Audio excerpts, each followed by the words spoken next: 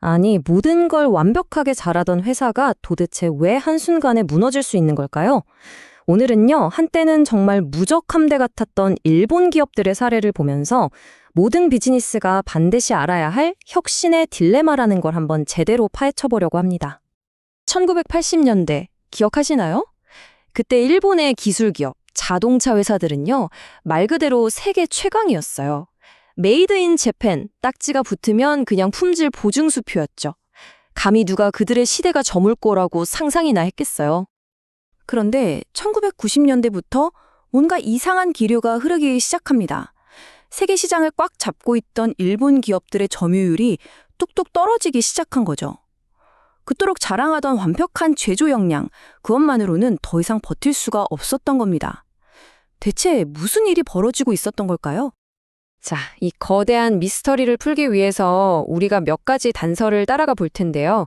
먼저 제품을 만드는 완전히 다른 두 가지 방법을 알아보고 플랫폼이라는 아주 강력한 무기에 대해서도 살펴볼 겁니다. 그리고 이 단서들을 다 모아서 새로운 전략 지도를 그려보고 이 모든 게 지금 우리에게 어떤 의미가 있는지 그 핵심까지 짚어보겠습니다. 자, 시장의 판도가 뒤바뀐 이유, 그 첫 번째 단서부터 시작해보죠.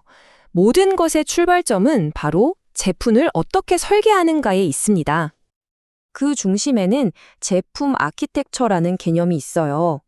말이 좀 어렵죠? 쉽게 말해서 제품의 설계도라고 생각하시면 됩니다. 바로 이 설계도가 기업의 운명을 가르는 게임의 규칙을 정해버리는 거죠. 제품을 설계하는 방식에는요, 크게 두 가지 서로 완전히 다른 철학이 있습니다. 하나는 오직 완벽함만을 추구하는 통합형. 이건 마치 F1 경주용 자동차처럼 맞춤 제작된 거라고 생각하시면 돼요. 다른 하나는 유연성을 최고로 치는 모듈형.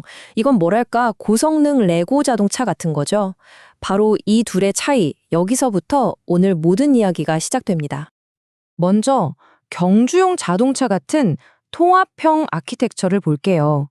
모든 부품이 최고의 성능을 내기 위해서 아주 긴밀하게 한 몸처럼 맞물려 돌아가도록 설계돼 있어요.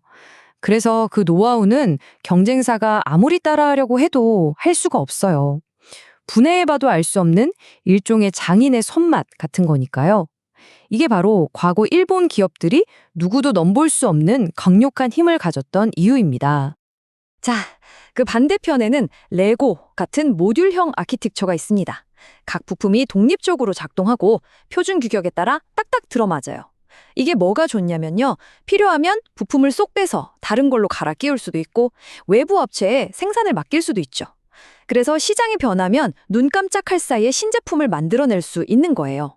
한국, 대만, 중국의 후발주자들이 바로 이 속도를 무기로 시장을 빠르게 장악하기 시작한 겁니다. 자, 이제 두 가지 설계 방식의 차이를 이해하셨죠? 그럼 여기에 플랫폼이라는 개념을 한 번 더 얹어보겠습니다. 이게 바로 경쟁의 판을 완전히 뒤집어버린 진짜 무기거든요. 바로 플랫폼 전략입니다.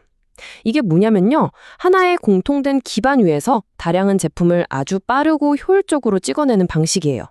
비유하자면 잘 만든 빵반죽 하나로 팥빵, 소보루빵, 크림빵까지 수십 가지 다른 빵을 구워내는 것과 같죠.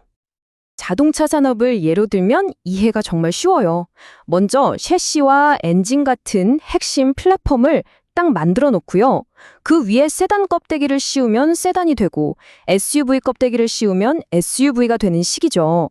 하나의 뼈대로 완전히 다른 수십 가지 자동차를 만들어낼 수 있는 겁니다. 이 플랫폼 전략이 얼마나 강력한지는 대만의 반도체 회사 미디어텍 사례를 보면 알 수 있어요. 이 회사는 경쟁사들이 부품을 하나하나 따로 팔 때 아예 거의 완제품에 가까운 세트로 팔아버렸어요. 이 플랫폼 접근법 하나로 시장을 그냥 순식간에 집어삼켰죠. 자, 이제 퍼즐 조각들이 거의 다 모였습니다. 아키텍처와 플랫폼, 이 두 가지 개념을 합치면 드디어 전체 그림이 보이기 시작합니다.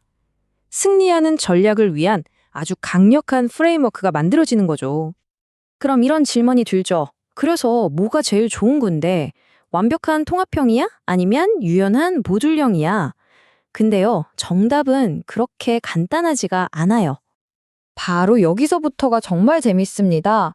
이 두 개념을 합치면 이렇게 네 가지 전략이 나와요. 가로축은 기술을 얼마나 혁신적으로 쓸 거냐? 세로축은 제품 설계 자체를 얼마나 바꿀 거냐를 나타내는데요. 이 조합에 따라서 완전히 다른 네 가지 게임의 법칙이 생겨나는 겁니다. 이 네 가지 전략은 각각 장단점이 아주 뚜렷해요.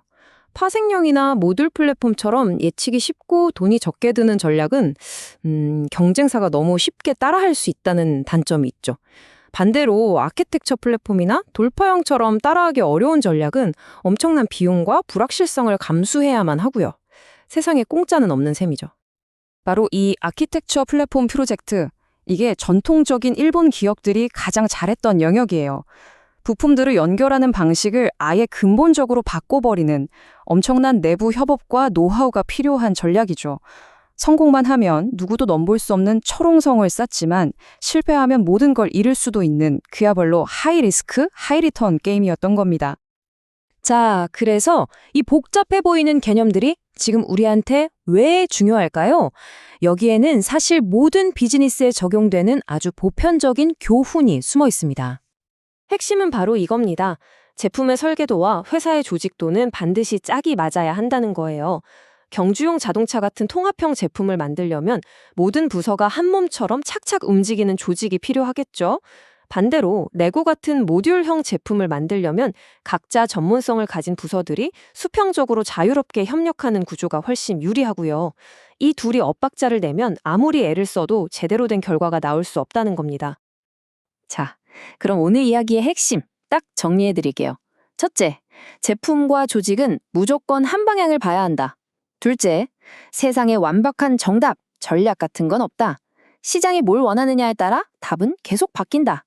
셋째, 지금 나의 가장 큰 강점이 시장이 바뀌면 최악의 약점이 될 수도 있다는 걸 절대 잊으면 안 됩니다.